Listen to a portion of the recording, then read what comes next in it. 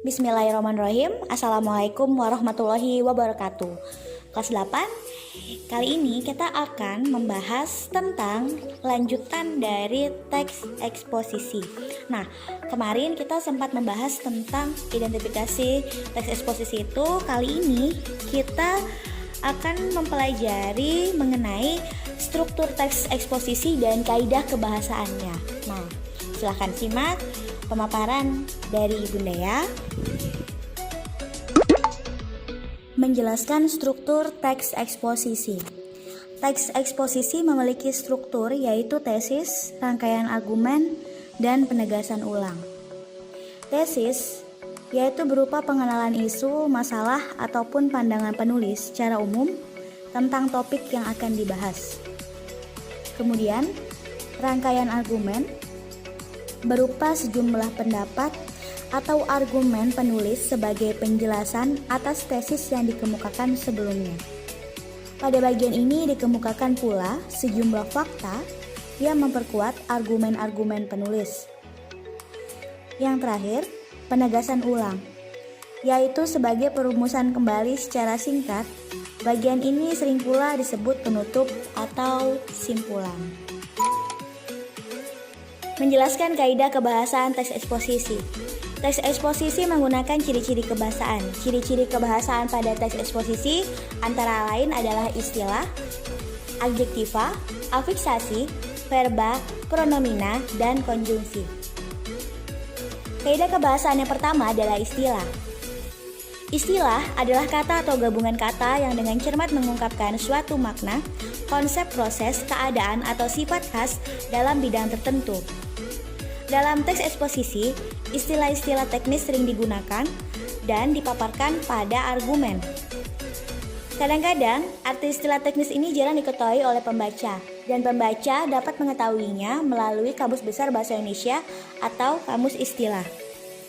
Istilah dalam bahasa Indonesia bersumber pada kosakata umum bahasa Indonesia, kosakata bahasa serumpun, dan kosakata bahasa asing. Proses pembentukan istilah dilakukan melalui 3 cara sebagai berikut. Yang pertama, pemadanan atau penerjemah. Misalnya, busway menjadi jalur bus. Yang kedua, penyerapan kosakata asing. Misalnya, kamera menjadi kamera. Dan yang ketiga, gabungan penerjemah dengan penyerapan. Misalnya, subdivision menjadi subbagian. Istilah baru dapat dibentuk dengan pemadanan melalui penerjemah atau penyerapan istilah asing. Contoh-contoh dari istilah seperti hayati yang artinya adalah berhubungan dengan hidup. Flora artinya keseluruhan kehidupan jenis tumbuhan-tumbuhan di suatu habitat, daerah atau strata geologi tertentu atau alam tumbuhan. Kemudian konservasi yang berarti perubahan dari satu bentuk ke bentuk yang lain. Dan yang terakhir adalah mitigasi yang artinya tindakan mengurangi dampak bencana. Yang kedua adalah adjektiva. Adjektiva atau kata sifat adalah kata yang menerangkan nomina, kata benda, dan secara umum dapat bergabung dengan kata lebih dan sangat. Banyak adjektiva dipakai dalam teks eksposisi. Berikut ini beberapa contoh adjektiva antara lain tinggi yang artinya jauh jaraknya dari posisi sebelah bawah. Kemudian rusak yang artinya sudah tidak sempurna. Kemudian bersih yang artinya bebas dari kotoran atau tidak tercemar. Ciri kebahasaan yang ketiga yaitu afiksasi.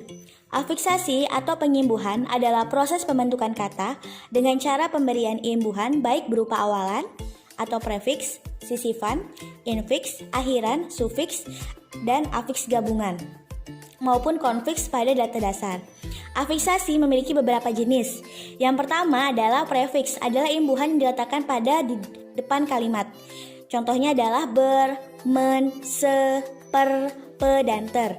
Infiks adalah imbuhan yang diletakkan di dalam kata dasar atau di tengah-tengah. Contohnya ada em, dan in.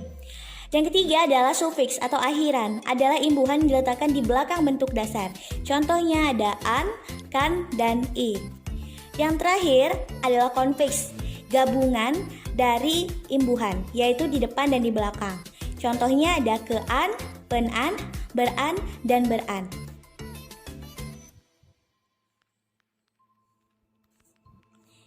Ciri kebahasaan selanjutnya adalah verba dalam teks eksposisi. Verba mempunyai arti kata yang menggambarkan proses, perbuatan, atau keadaan. Verba biasa disebut dengan kata kerja.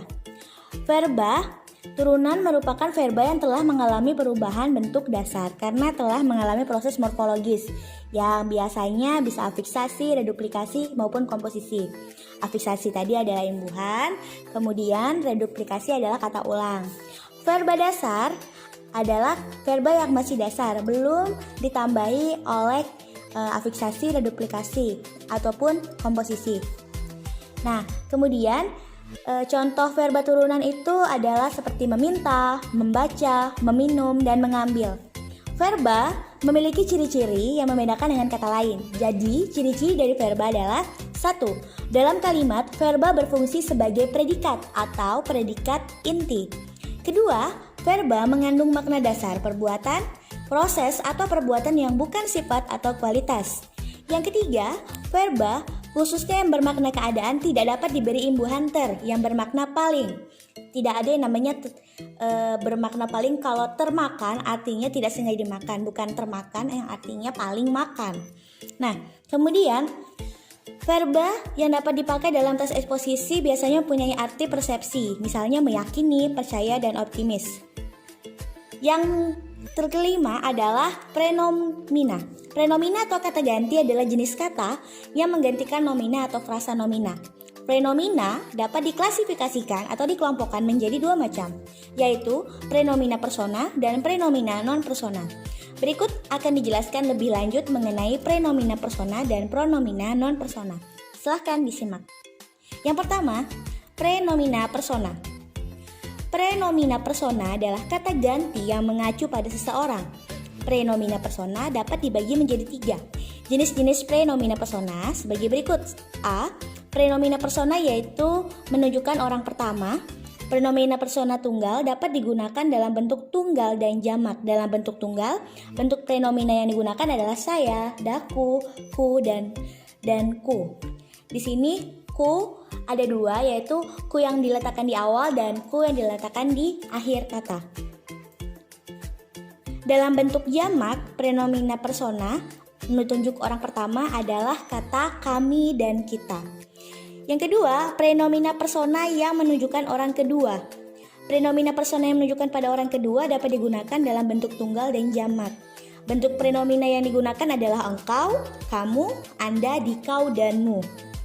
Dalam bentuk jamak, bentuk pronomina yang digunakan adalah kalian, kamu sekalian, dan anda sekalian. Yang ketiga, prenomina persona yang menunjukkan orang ketiga. Prenomina persona yang menunjukkan orang ketiga dapat digunakan dalam bentuk tunggal dan jamak.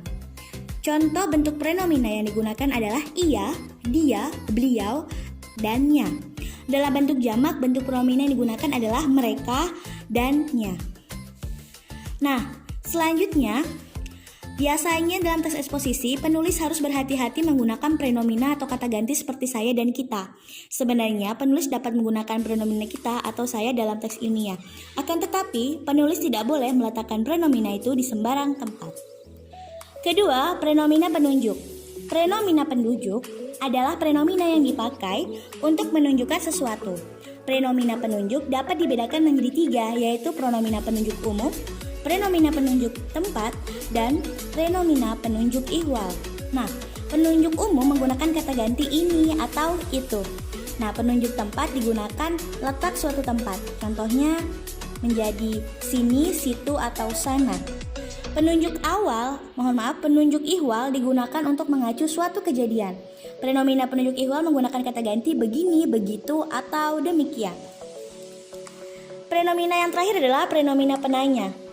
Prenomina penanya adalah prenomina yang digunakan sebagai penanda pertanyaan. Prenomina penanya digunakan untuk menanyakan orang, benda, barang, pilihan, sebab, waktu, tempat, cara, dan jumlah. Berikut pemaparannya. Yang pertama, prenomina untuk menanyakan orang. Prenomina untuk menanyakan orang menggunakan kata tanya siapa. Kemudian menanyakan barang menggunakan kata apa. Menanyakan pilihan menggunakan kata mana. Prenomina untuk menanyakan sebab menggunakan kata mengapa. Prenomina untuk menanyakan waktu bisa menggunakan kata kapan atau apabila. atau bila mana. Fenomena untuk menanyakan tempat bisa menggunakan di mana, kemana, dari mana. Di sini adalah menunjukkan tempat menggunakan kata tanya ya. Kata tanya di mana digunakan untuk menanyakan suatu tempat, kata tanya kemana digunakan untuk menanyakan tempat tujuan, kata tanya dari mana digunakan untuk menanyakan asal tempat. Kemudian fenomena untuk menanyakan cara, fenomena yang digunakan untuk menanyakan cara menggunakan kata ganti bagaimana. Kemudian fenomena untuk menanyakan jumlah menggunakan kata ganti berapa. Fenomena untuk menanyakan urutan atau tingkat menggunakan kata ganti keberapa. Ciri kebahasaan untuk teks eksposisi yang paling terakhir adalah konjungsi dalam teks eksposisi. Konjungsi adalah kata yang digunakan untuk menghubungkan satu unsur dengan unsur lain. Konjungsi disebut juga kata penghubung. Dalam tataran kata, konjungsi termasuk kategori kata tugas. Nah, dalam tes eksposisi, konjungsi digunakan untuk memperkuat argumentasi, menata argumentasi dari yang paling kuat ke yang paling lemah atau sebaliknya, dan menciptakan struktur teks eksposisi yang bagus. Konjungsi yang digunakan dalam teks eksposisi adalah konjungsi antar kalimat, konjungsi koordinatif, konjungsi subordinatif, dan konjungsi korelatif. Di sini ada beberapa jenis konjungsi.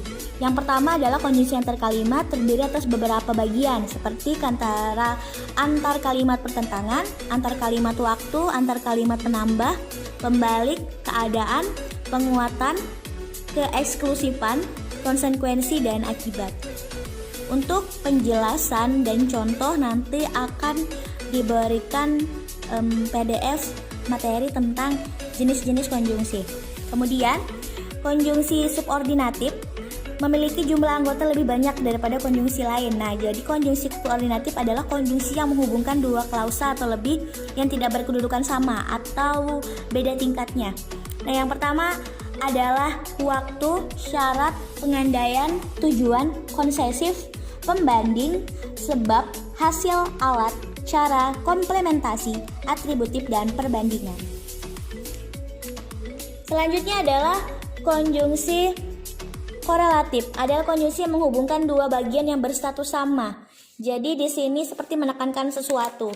Nah, cukup sekian penjelasan tentang ciri kebahasaan untuk teks eksposisi.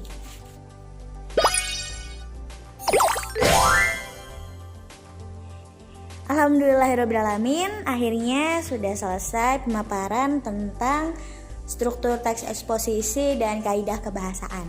Semoga ilmu yang saya berikan ini bermanfaat ya. Sampai ketemu lagi di pertemuan berikutnya. Wassalamualaikum warahmatullahi wabarakatuh.